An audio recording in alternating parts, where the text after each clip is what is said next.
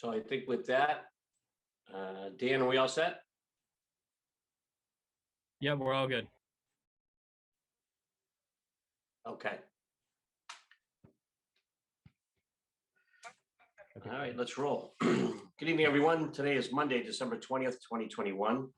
This is the Westwood Select Board meeting, and we're called to order pursuant to Governor Baker's June 16th, 2021 order extending certain provisions of the open meeting law, Mass General Laws, Chapter 30A, Section 18, excuse me, to allow for remote meeting participation until April 1st, 2022.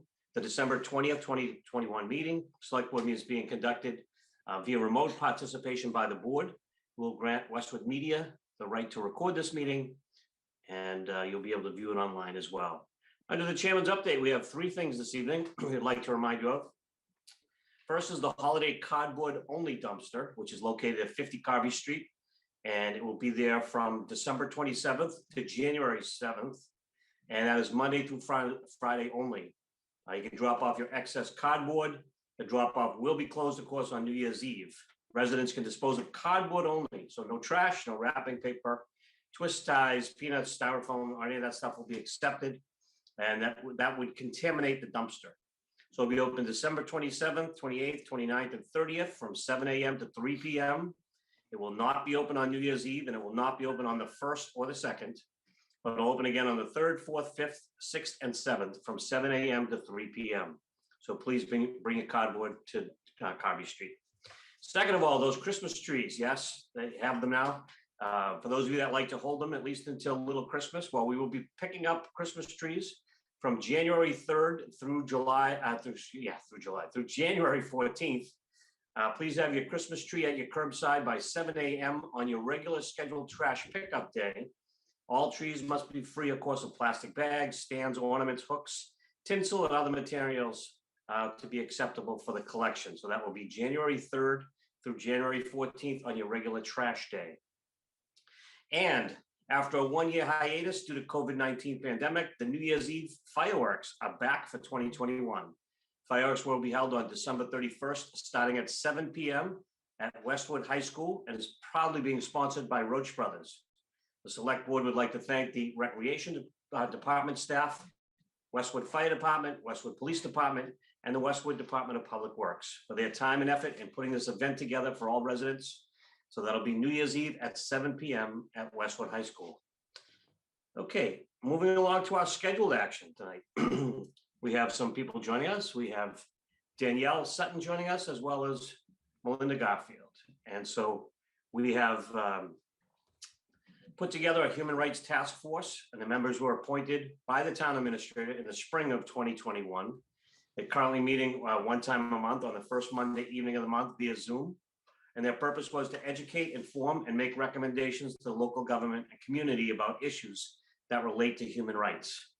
That purpose is currently being refined by the Human Rights Task Force, and the Human Rights Task Force is learning from the work of such groups in our neighboring communities, as well as our town administrator, Chris Coleman, our HR director, and our HRTF member, Joan Courtney Murray, as well as co-chairs Danielle Sutton and Melinda Garfield. So are they joining us this evening? Yes, hi, everybody. This is Danielle. Hello, Danielle. Welcome. Thanks for Danielle. having us. Hi, everybody. Hi, everyone. So now that we brought you in, tell us the good work you've been doing since you were appointed back in the spring of 2021. Absolutely. So I can start off, and Melinda, you can join in whenever. As you said, we kicked off in spring of 2020 with kind of our original small group of members that Chris appointed. And since that time, we've been just, going through the process of group formation, welcoming new members to try to fill out our group. We're currently at 14 members, and that kind of full membership came about right as we started those monthly meetings in September. So since September, we've been, first we again are continuing with the group formation, but at the same time, we started looking at strengths in the community, kind of taking a strengths-based approach. What's already going well? What are we as a community, happy to see going on in terms of human rights in Westwood. And then, so that took some of our meetings, that brainstorming and organization. Then we moved into starting to look at the unmet needs. So where are there challenges? Where are there places where needs around human rights, diversity, equity, inclusion maybe not being met as well as those strength areas? And then kind of taking that information where we're going to be going from this point, that's where we are now. From this point forward, we're going to be taking that along with other, kind of future looking things like the comprehensive plan, other, feedback we're getting from residents and from this group, and looking at forming recommendations from those unmet needs, from the future visions, and then presenting those recommendations to the appropriate people. And I think also simultaneously, we've been looking at other communities, doing more of a deep dive into, how other communities have similar task force, or we found that a lot of them have commissions. So just taking a deep dive into what other communities are doing is also something that we're doing. Okay, thank you for your work. And so you have prepared a statement, I guess, right? An inclusion joint statement from the task force. I don't think we need to read it all, but I don't know if either one of you want to highlight anything in particular from that, and any idea what the method of disbursement, I guess, will be. Sure. So I have this statement here with me. I'm happy to read it. And the idea was that we recommend, the Human Rights Task Force recommends that this be a joint statement from the Select Board and the Human Rights Task Force, and that we talk about that here tonight and kind of, put that out there, and that we continue to spread it through things like the Westwood Wire, the town newsletter that goes out to all households on a quarterly basis, and then also through local press, such as Westwood Media Center, Hometown Weekly, and also the Patch, places like that. So we'd love to see it spread, as far and wide around the community and shared as many times as possible, because we think it's a really important and exciting step in the, community's work towards human rights. Danielle and Melinda, I will say I appreciated it was a great exercise in gathering input from so many people, and the final product was great. So thank you for that. And I agree. However it is, you can disperse it. Please do it. And you have Melinda, who's obviously an expert in media, and we should include it as a select board in our meeting minutes for tonight. So I thought it was a great exercise. I know a lot of people had a lot of input, and I think the final product was great. Awesome. Do you guys think, would any of you on the select board want to read it or have us read it? Does that feel important to this meeting? I would say I struggle with reading things just on screens. If one of you wants to read it, I think that's great. Yeah, I'm happy to do it. I struggle with the screen reading too, so I printed it out earlier today. Okay. You're ahead of me. No, it's good. I had a heads up on what we'd be doing here, right? So the statement begins in this way.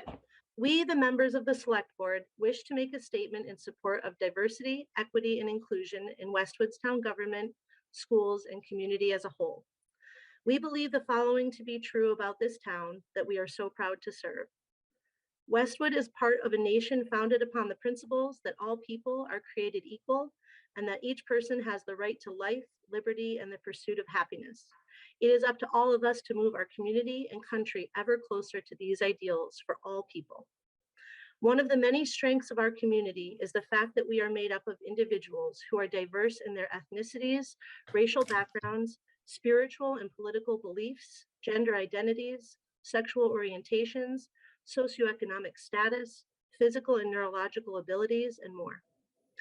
The town of Westwood strives to be, for all residents and community members, a safe place where one is free from discrimination and able to grow into the best, most authentic version of oneself, and where we are committed to continuously learning and evolving through our connections to and mutual respect for each other and our community. The Select Board welcomes and supports the various contributions of our diverse community, knowing that it is a source of the strength and character of our town. We wish to affirm our commitment to diversity, equity, and inclusion in all facets of our policies and practices. We have received significant support and encouragement from residents, and with the creation of our Human Rights Task Force, comprised of volunteers who share the same commitment. Together with the Human Rights Task Force, we are providing this statement to the town. We look forward to hearing how we can continue to advance diversity, equity, and inclusion efforts in Westwood, not only from the Westwood Human Rights Task Force going forward, but also from any residents who would like to share their thoughts, ideas, and perspectives on ways we can continue to improve our town. This work begins with each individual community member. Through our collective action, we can make real our ideals. Thank you. Excellent. Thank you. Great. Yeah, and thanks to all of you for your collaboration on the statement. I think this is great. Mr. Chair, if I may just say just a couple of words, I won't take too much of the board's time. I just want to Of thank course you may. Danielle and Melinda for their leadership, and for the task force for their work, and also for the select board for your support in the Human Rights Task Force and the work that they're doing. So thank you all very much. I'll make a motion, Michael, if you're ready. I'm ready, John. Okay. Unless, Mr. I Gotti, move do you that have anything you want to add? No, actually, I might have a question after we do the motion and the statement. So let's go ahead, John. Okay. I move that the board approve and sign the diversity, equity, and inclusion joint statement with the Human Rights Task Force and include the statement in the meeting minutes for tonight. I'll second that motion. All right, Mr. Hickey, Aye. Mr. Gotti, Aye. and I vote aye as well. Now, Mr. Gotti, did you have a question? Just two quick things. One is you took a strength-based approach at the start. So what were some of the things that you came out with that were strengths of the town? And then, as you look to your continued work, do you feel like you have clarity of mission? Sure. Again, I'm happy to start, and Melinda, feel free to join. So, there were many things, a large Jamboard, if you're familiar with that, on Google, full of different brainstormed ideas of what's going well in the community. Some of the things that come to top of mind are just things like the creation of this task force. Also, just there's some great work going on in the schools as far as training that they've had for their staff. And an upcoming equity audit that they're working on doing, where they can assess diversity, equity, and inclusion efforts in their policies and practices. We also know that there is a lot that goes on with our interfaith community. So different, I'm forgetting the name of it right now, but there were different faith groups that got together to do the Walk for Hunger. And there's a lot of, I think each of us could come up with examples of the way that the different houses of worship work together and the different faith communities in town. There were also, I'm going to give it to Melinda for a second while I continue to think. I'm trying to picture it. While you're doing that, while you're transitioning that, Melinda, do you guys have anybody on the task force from the Commission on Disabilities? Yes, we do. Connie Rizzoli. Great. Yeah, we're happy to have Connie on there with all of her experience with the Disability Commission and also, with other groups and committees. And I think that in some communities that we've looked at, those comparable communities, their Human Rights Task Force or Commission or whatever title they're giving it operates similarly to a Disability Commission when they're kind of fully formed and up and running. Thank you for the work that you've put in to date and what you will continue to do. That's all I got, Michael. Thank you. Okay, thank you, Rob. Thank Well, you thank all. you for joining us late. Thank you very much. Thanks, Keep up everyone. the good work. Will do. Thank you. All right, so moving along on our agenda, we have the Police Explorer Presidential Service Award. Attending, we have Chief Silver and Detective Sergeant Paul Sicard, as well as the recipient, Mr. Billy Parr.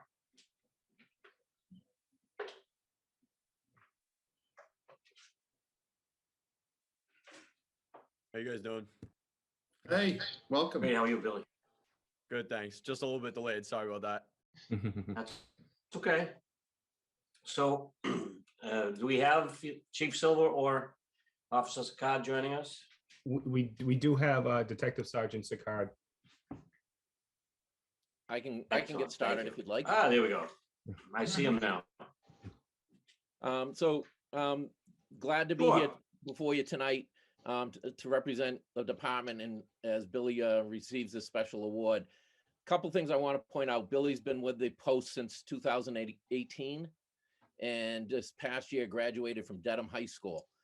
He's just spent the past year up in Bridgeton, Maine, where he's working on his hockey skills, which I'm told don't need very much work, but he's supposed to be pretty good, I guess. So Billy tonight is here because he received the Presidential Service Award, which is an award that they give out to volunteers around the country who put in a certain number of hours for achieving work. We've had explorers that have received that in the past, but I think this award is a little special because of the conditions under which Billy received it. The majority of the work that the explorers do, as the board I'm sure is aware, is at town events around town. And as you know, a lot of those have been curtailed the last year. So his opportunity to achieve hours to receive this award were severely diminished. Things like the tree lightings and the fireworks and the multiple road races that the explorers normally help with didn't happen over this past year. So unlike some people who took COVID as an excuse and said, oh, don't have to do this year because of COVID, Billy didn't take that approach. He actually came to myself and Officer Cromack, who assists with the explorers, and said, what can I do? And he reached out and found some extra volunteer opportunities. His biggest one, I believe, was with the clerk's office working for Dottie Powers. Billy volunteered and helped out at the various elections, doing the remote mail and the mail-in ballots and helping with all those things. And through his work with the explorers and the town clerk's office, he was able to achieve enough hours to receive this award. I think the gig with the town clerk's office worked out so well, she wound up hiring him for the future elections. So that worked out to his benefit as well. So I just want to thank the board for having Billy here to receive this award. It is very special. And like I said, especially at this time for a young man to actually go out and seek something. I just want to tell a quick story about a friend of mine who, I'll call him a friend, an acquaintance of mine, who mentioned to me the other day that he said one of the good things that came out of COVID is his company did away with the silly service requirement they have. So they didn't have to do their service project this year. And it really made me think about Billy going the extra step to go out and seek extra hours in order to help the community out.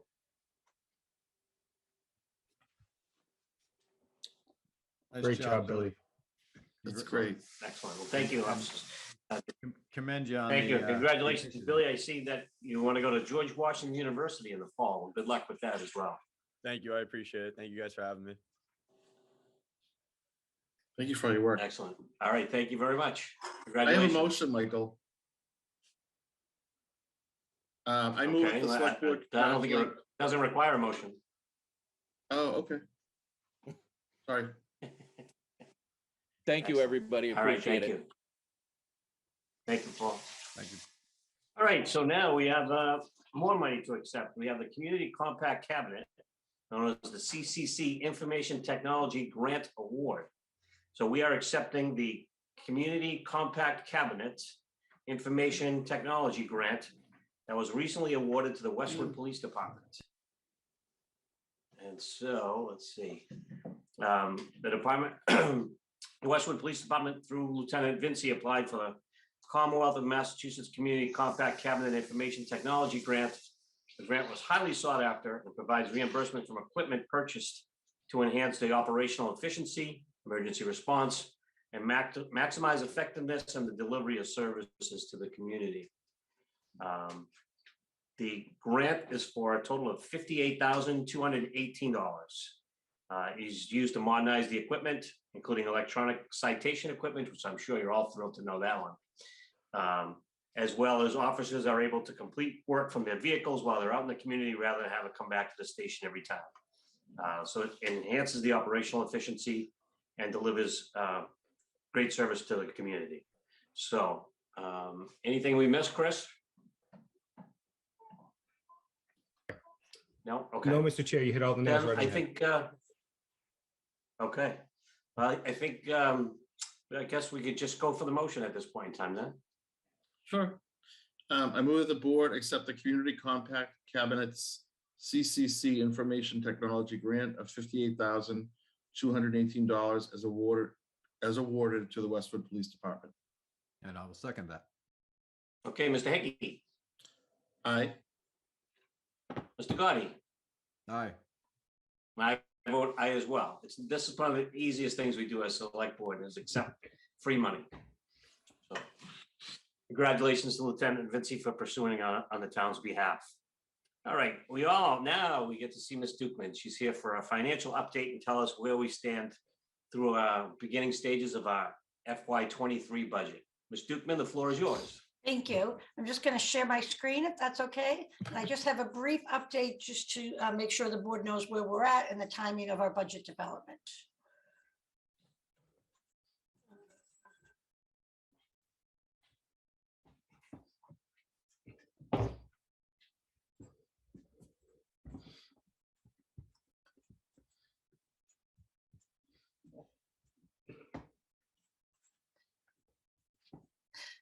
So the select board, as always, has already been looking at financials and our budget information for the past couple of months.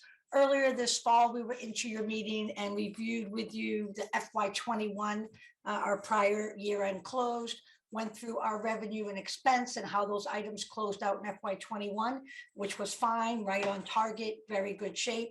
We talked about the COVID financial impact and how we were able to receive outside funding to really handle all of the different expense items that town and municipal and school departments had.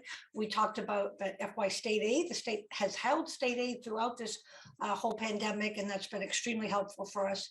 We also reviewed with the board the free cash certification, which occurred later in the fall, and that was right on target where we've been the last couple of years, and that's an important item with us as we go forward in the budget.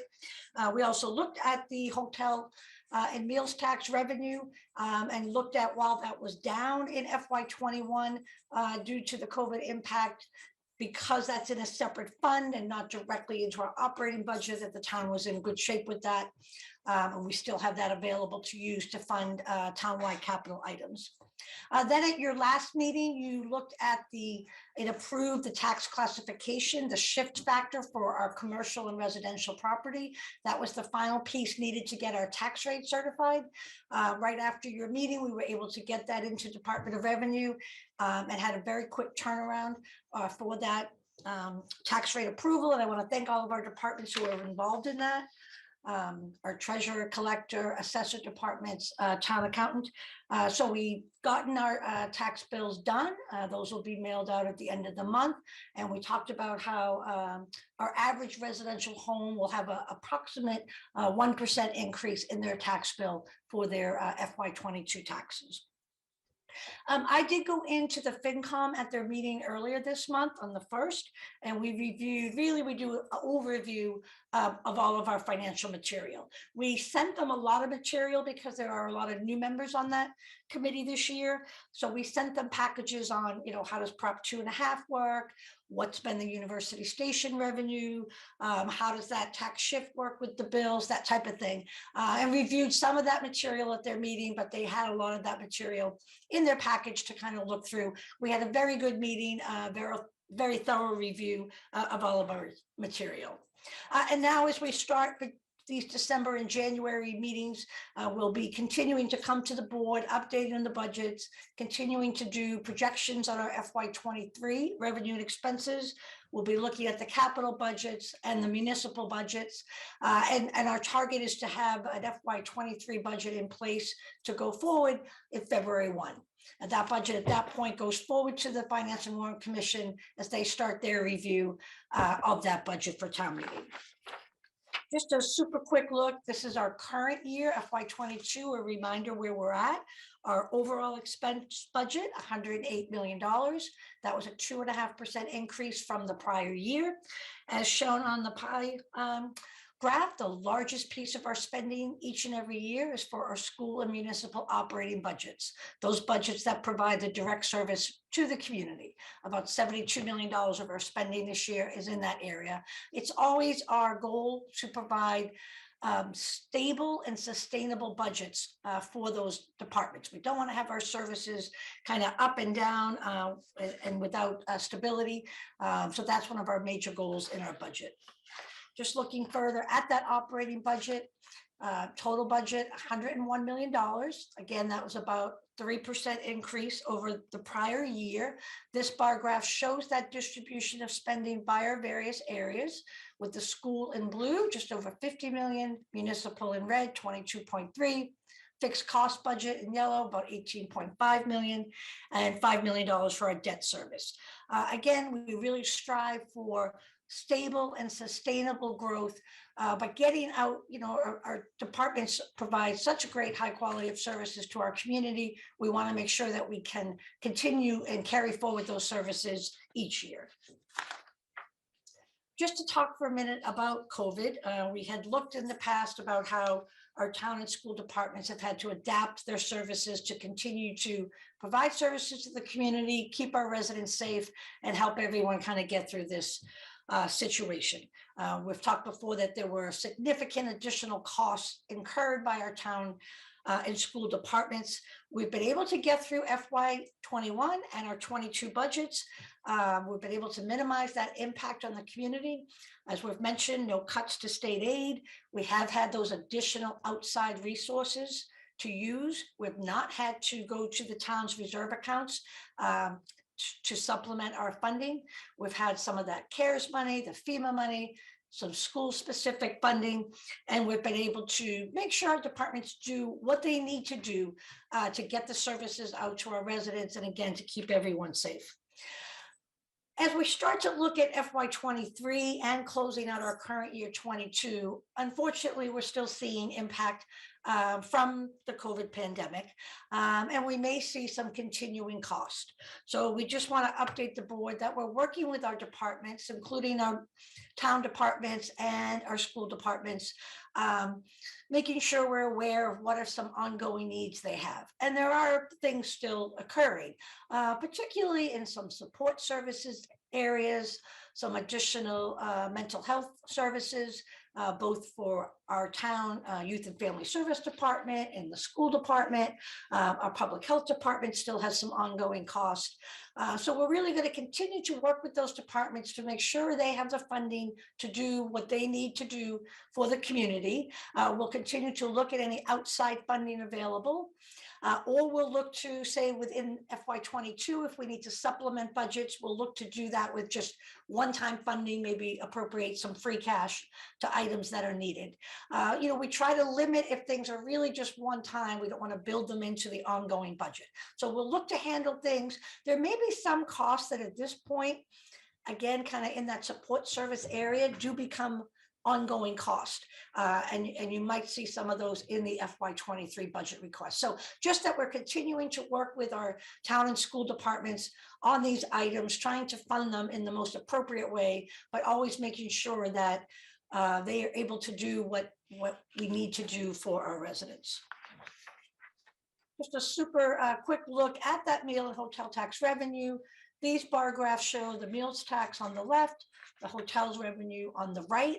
The green bar represents just the first quarter we've received in FY22 to date, just one quarter. We will receive our second installment right on December 30th. So we'll have an update on this at your next meeting. But we can see on the chart that FY21 in both these categories was down from the previous year. It does look encouraging to date for the pickup in FY22. So again, we'll be able to update after we receive the second quarter and we have a half a year of revenue. But again, most important for us is that this does not fund our regular ongoing operating budget. This revenue goes into a separate account that is then used by town meeting for some townwide large capital projects. Most recent town meeting used just over $1 million of funds for some pool and field projects. This chart at the bottom shows the balance in the account at the end of each fiscal year. We did close FY21. After using $1 million, we still did close with $1.2 million in that account. So we do have funds available as we go into the FY23 budget to again look to see if there are projects that need to be addressed. And then just moving forward as we start FY23, our overall goals, we're always looking, as I said, to maintain the high quality of services that our town and school departments provide to our community. We want to maintain those services. We know our residents want those services. We are always trying to balance that, though, with sustainable and ongoing moderate growth in our budget. So that's a fine balance, but we work hard and our departments work hard to do that. We also look to maintain our high level of capital investment. It's important to maintain our buildings, our town and school buildings. It's important to make sure our departments have up-to-date, efficient capital equipment to perform their services, particularly our public safety and public works department. We will continue in the budget to fund the base capital at 2.3 million, and then continue those efforts that the select board has done the last several years to do additional capital for important projects beyond the base. We'll also continue with our reserve and long-term liability work. That includes our OPEB liability and our stabilization fund. We continue to work with the board on incorporating larger capital items into our budget process. So things like the school building project, other large capital that will be before the board. We look to incorporate those into our debt budget in appropriate manner. Look to discuss borrowing when appropriate. So we'll continue to do that with the FY23 budget. And then always we're looking to balance that with the tax bill impact, because we're funded 80% by tax revenue. The select board does an excellent job at always looking to balance all of the requests and needs for the community, but looking to do that in the most appropriate way with our tax funding. So we look to do capital to the extent we can within Prop 2.5, appropriate use of our tax levy. We're always looking at the timing of debt exemptions when things are dropping off. Gives us an opportunity to bring on new things. So we'll continue to do that. And the goal is always is to have a budget presented to Finance and Warrant Commission and then to town meeting. That's an overall comprehensive, well-balanced document, well-balanced budget plan that again balances capital needs, operating budget needs, looks at the tax impact and make sure we're addressing all areas of our budget, not just any one in particular. We've had some excellent budgets the last several years, and we've talked about that because they're well balanced, not funded with one-time revenue, that was a big help in letting us get through the impact of the pandemic. And we would look again to have that kind of well-balanced budget brought to the select board. So our next steps have continued to come to you in your January and February meetings, looking at our revenue projections, talking about any COVID outside funding that might be there and that we might need, looking at the FY23 state budget and what will come with that. We'll review capital budget requests with the select board, both kind of our normal ongoing capital and then any of the larger items that have been talked about and what are some of the timing options with that. We'll also have the select board look at the municipal budget requests. We always look at that in terms of what's our base budget, making sure we continue to do our ongoing services and then review any new positions or programs that have been requested. With the state budget, the governor's budget will come out at the end of January. He always does preview that at the MMA meeting, which this year is January 21st. So we'll get a look at that budget request around that time. But again, the last couple of years, the state has done an excellent job in at least maintaining level services and level aid with state aid for communities. So we do look to have the select board have the initial proposed document for 23 around February 1st, and that would include the municipal budget, the overall budget summary, and the initial look at the capital budget articles. We are scheduled to kind of present that initial budget to the FinCom at their February 8th meeting, both the municipal and school departments to go in and talk through the initial budgets at that meeting. So we have a lot of work to do in the next couple of weeks in December and January to put together everything, get it into the select board for your review and revisions, and we're targeting those dates in early February. And that's really it. Thank you, Pam. Pam, can you go back to the meals tax slide Thank for you, a Brett. minute? Sure.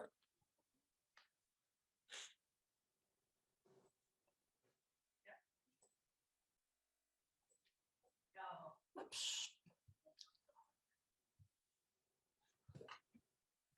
Sorry.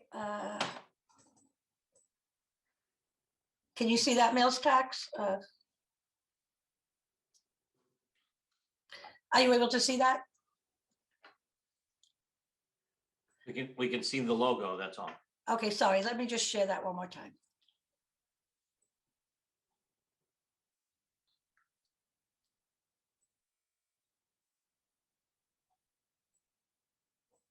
Yeah, that's it. Okay. This is, can you see the meals? Yes. It's page 17 in our packet, John. We might have lost John. I don't know. So Pam, pre-COVID, is it approximately, what, like 750, or close to 780? Like in Yeah, fiscal close, year we were 19? getting close to about $800,000 a year coming in into the meals tax account. And we, in the first couple of years that the meals tax started, kind of after University Station, we were not using that. We let that build up a bit till we saw what we thought might be our ongoing level. And it did appear to be about 800,000. And that did drop in, a little bit the last quarter in FY20 when the pandemic first hit. So we had about 700,000 in total FY20, and then we saw a little bit more of a drop at FY21, particularly on the hotels. Again, we to date seem to be back on the meals tax to the pre-pandemic level for FY22. Not quite there yet on the hotel tax, but again, we will see our second quarterly distribution from the state that last week in December on the 30th. And again, this revenue is collected by the state and then they distribute it right to us on the end of the month. So we will be able to update this for you. Sorry, I fell off, Pam. That's okay. So Pam, am I reading it correctly then? FY22 is tracking to FY19. It is, particularly on the meals. So But again, you're not seeing, it's just interesting. So, but you're not seeing like a bump from any of the new stuff that went online, particularly the Citizens Project. I'm sorry that we're not seeing. Well, it's just interesting. So Citizens wouldn't have been online in FY19. So this is just the meals revenue. Right. Oh, you mean as far as Yeah, the idea was that we'd have 600 new people down there. down there? And that number, we're not seeing that. We're not seeing that yet. We're not seeing right now, it looks like it's tracking with FY19, Right. not growing above. Not growing above, but we've had new stuff go online, so it's still behind, way behind. Yeah, but you Still may, looks you a may bit still behind. have people working remotely and not. Well, they're committed to, off- Rob, they're committed to have 600 people on site. I understand, but I don't know that, during the pandemic that is probably realistic. I think they probably have. No, Rob, they have a commitment to the town. And we haven't, the board hasn't given them any relief from that I'm aware of. Are you aware of any? No, just.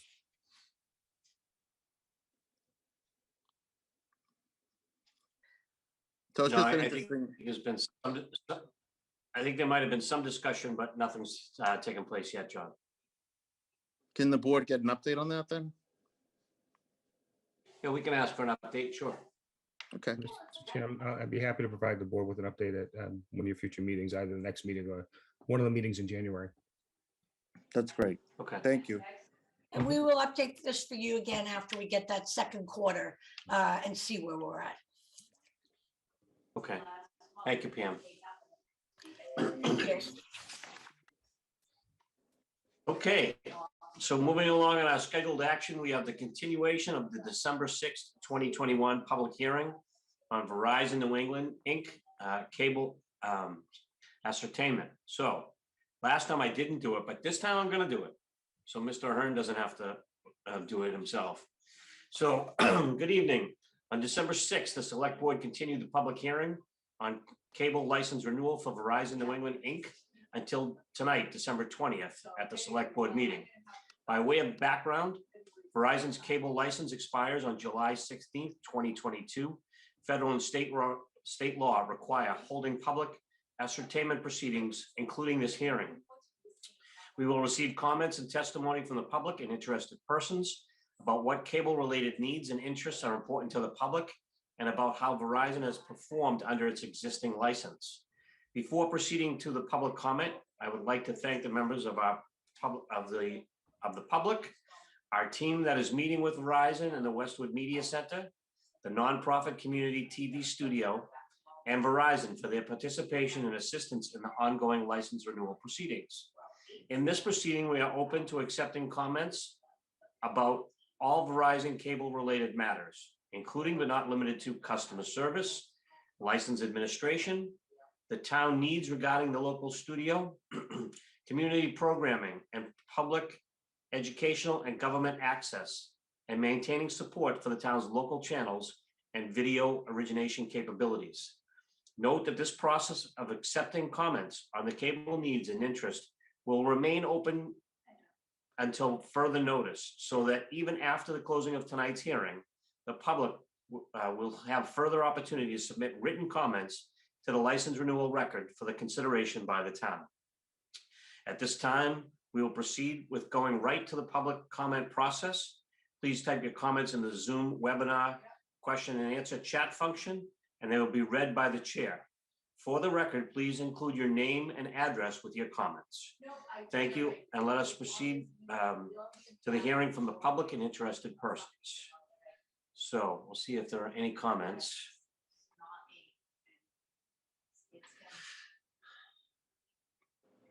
Tish, you'll have to let me know because I cannot see it on my screen, but There I are will no, continue to try.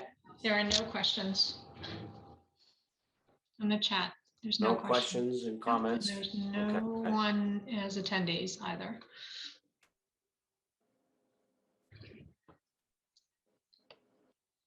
Okay.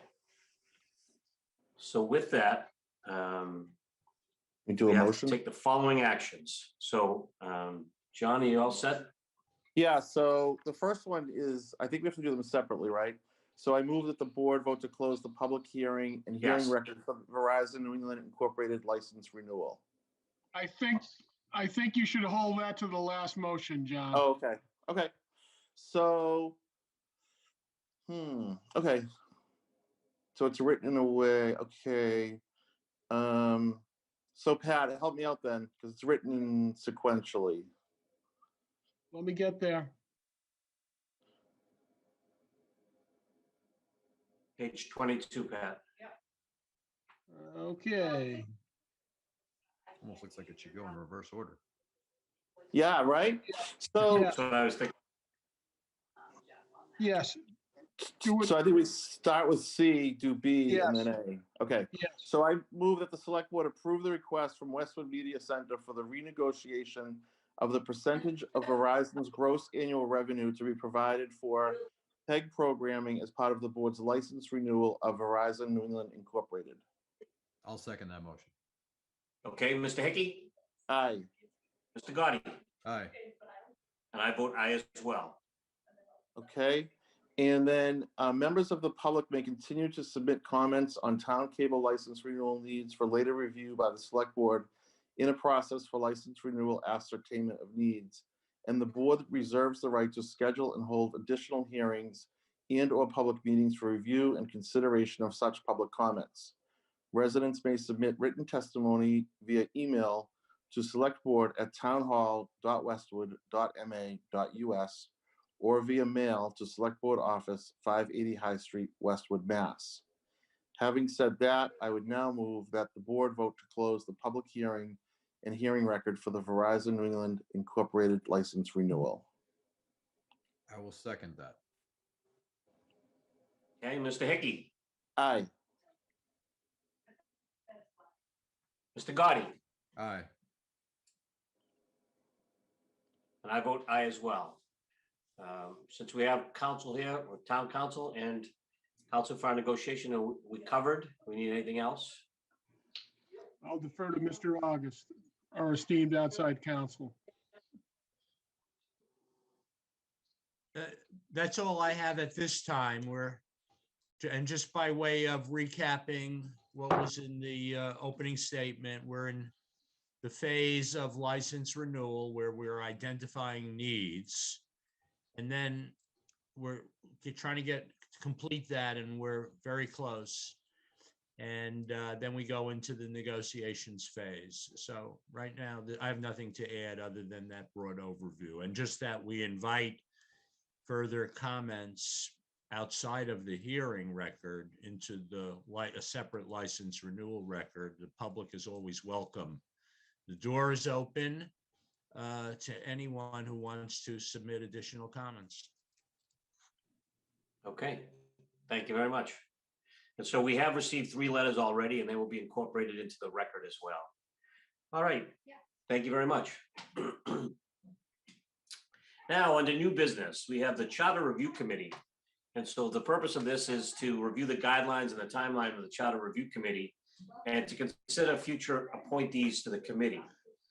For those of you that don't know, our town clerk will be joining us, but the town is beginning to review its town charter, a process that is completed every 10 years. And to help the process, the board will consider or should consider potential candidates to appoint to the Charter Review Committee. Now, the Charter Review Committee shall not have less than 5 nor more than 9 members to review the charter and the town bylaws. And so it's been reviewed in 1970, 1985, and last in 2010. So we're a little late because of the pandemic, but we're going to get to it this year. So we don't really have much to do this evening. Dottie, did you want to comment since you spent the time to come see us about the last charter revision? Well, it's hard to believe that 10 years has already passed, and we had a great team with us back in 2010.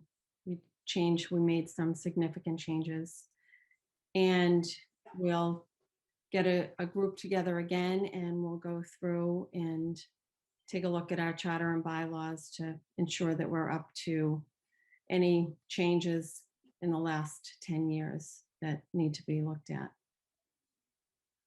Look forward to being a part of that. Thank you. So we started the charter review in, looks like in 2009, we put them together, and 2011 changed the name, but finally came in front of the Maytown meeting in May of 2011 for revisions.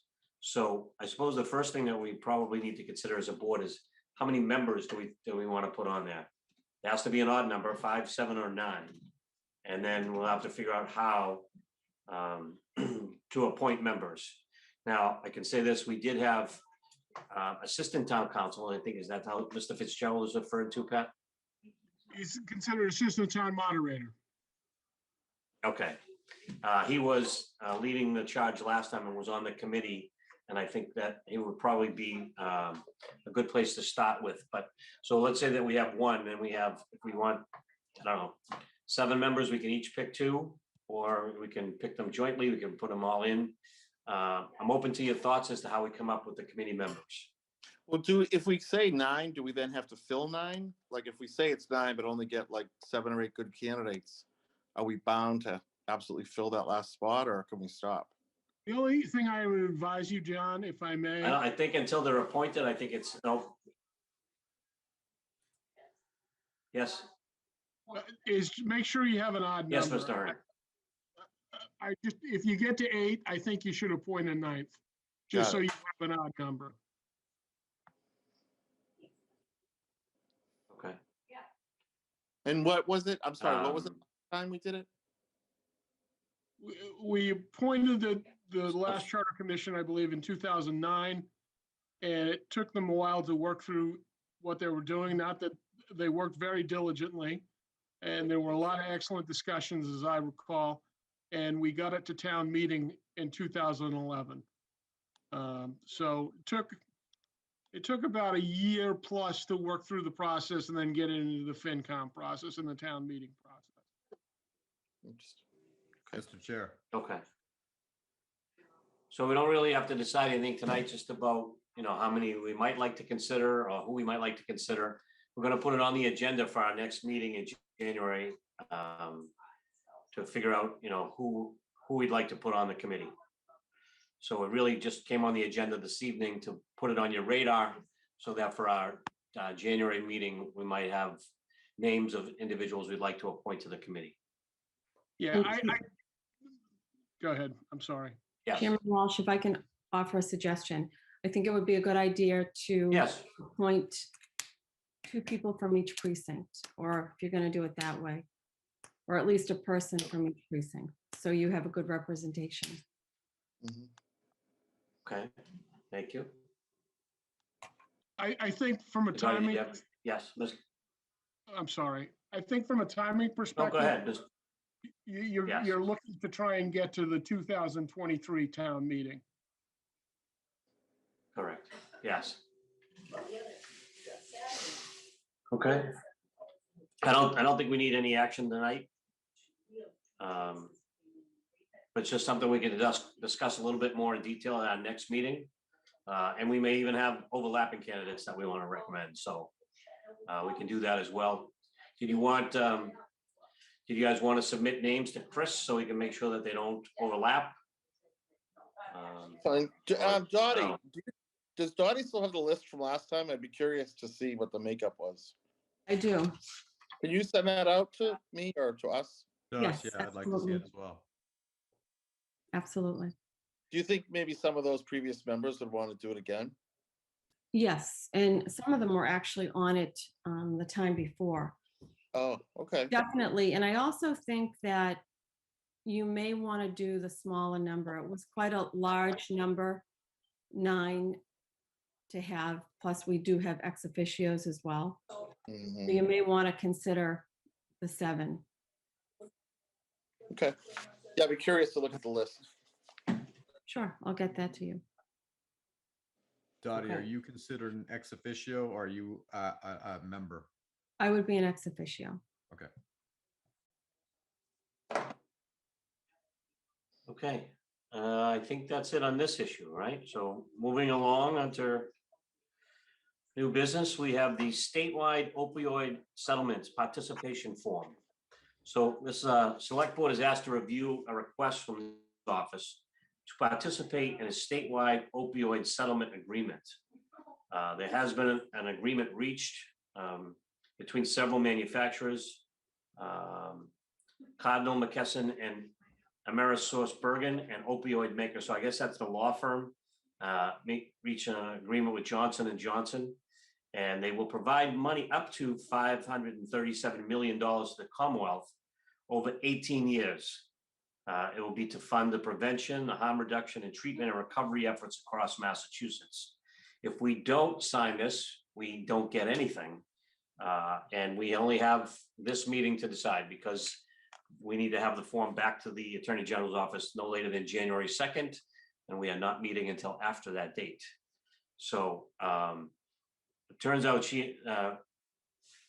Maura Healey's office announced a $26 billion resolution holding several corporations that flooded Massachusetts with opioids. And so we stand to receive more than $500 million. So As a state. we have lots of yes, across the state, and more people, the more towns that accept them, 351 communities that get in, there will be more money to be spread about. So my understanding anything from Mr. Walsh, my understanding from speaking with an attorney in Boston today is the number is somewhere between 80 million and 537. And the more that participate, the closer or we'll get to the 537 million. Okay. And this is really our only chance, right? I mean, unless we're bringing suit individually on behalf of Westwood, we should participate in the joint settlement. Yeah, and this was a massive undertaking by a number of attorney generals and outside counsel. Right. Okay. Do we have any questions? Mr. Gotti, Mr. Hickey, any questions, concerns? No, so I would move that the board authorize the town administrator, Christopher Coleman, to complete and sign the opioid settlement participation forms and for the forms to be submitted to the Office of the Massachusetts Attorney General. I would second that. Okay, Mr. Hickey, Aye. Mr. Gotti, Aye. I vote aye as well. Okay. We have authority, Chris, to sign the memo and get it in by January 2nd. Will do. All right. Thank you. We also now have a memorandum of agreement for the Westwood Police Association, the Mass Coalition of Police, AFL-CIO, Local 174. So, Chris, did you want to lay it out for us, or you want me to just read the information that's been provided? I can certainly highlight it, Mr. Chair, if you like. Sure. Okay. Just for our viewers, because we all have the documents and an So, opportunity to review. I'm very pleased to report to the board that we have reached an agreement with our police union for a one-year deal that would include a 1.5% cost of living adjustment. We have some gender neutral language that will be incorporated. There is a one-time payment being made to them. We also have an additional holiday, but I think and some changes to the detail rate. But I think one of the things I just really want to highlight to the board, to those who are listening, this was really a collaborative effort between the town's negotiating team and the police union negotiating team to really try to put this matter, to try to find some resolution to this matter. And I think when we really sat down and really discussed it, I think we all were of common mind of some of the things that we need to do going forward. And I just want to thank the police union as well as the town's negotiating team for their support. Great. Thank you, Chris. Thank you, Joan. Any questions? If not, I will take a motion. I move that the board sign a memorandum of agreement for a one-year contract for the period of July 1st, 2021 to June 30th, 2022 with the Westwood Police Association, Mass Coalition of Police, AFL-CIO, Local 174. I will second that. Okay, Mr. Hickey, Aye. Mr. Gotti, Aye. and I vote aye as well. Thank you. Glad it was able to be resolved. All right. Under old business, seems that we're always reappointing someone. We have appointments and reappointments, and this time we have Mr. Gary Asalian, who is a member of the Dedham Westwood Water Commission. His term is due to expire on December 31st, 2021. And Mr. Asalian has expressed an interest in returning back to the Westwood Dedham Water. So I don't know if he's joining us, or if not, that's okay. He has served since, well, I forget how long he served, but it's been a while. So anyone, no concerns, or? No, I'm happy to reappoint him. John, I'll entertain a motion. I'm glad he's going to go back. For the select board to vote to reappoint Gary Asalian as a member of the Dedham Westwood Water District Board of Commissioners with a term set to expire on December 31st, 2024. I'll second that. Okay, Mr. Hickey, Aye. Mr. Gotti, Aye. and I vote aye as well. Thank you, Mr. Asalian, for stepping up. All right, last thing on our agenda, we have two sets of minutes to approve. I didn't think there were any changes. I didn't see any changes, Tish, so. No changes. I move Okay. that the board vote to approve the November 15th, 2021 meeting minutes as presented. I'll second that. Okay, Mr. Hickey, Aye. Mr. Gotti, Aye. and I vote aye as well. Okay. I move that the board vote to approve the December 6th, 2021 meeting minutes as presented. And I will second that as well. Okay, Mr. Hickey, Aye. Aye. Mr. Gotti, Aye. okay, and I vote aye as well. All right, that concludes it, all that we have on our agenda this evening. Our next meeting is not until Tuesday, January 11th. I want to remind you, don't forget about the fireworks on New Year's Eve, and wishing everyone a Merry Christmas and a Happy New Year. And we will see you on January 12th at 7 p.m. is what we're scheduled for right now. Based on the uptick, we don't know if it'll still be virtual or it'll be in person. I will take a motion to adjourn. Motion to adjourn. Second. Mr. Hickey, Aye. Mr. Gotti, Aye. and I vote aye as well. Thank you, everyone. Have a happy holidays, and we'll see you in January. Good night. Happy holidays, everyone. Thank you very much.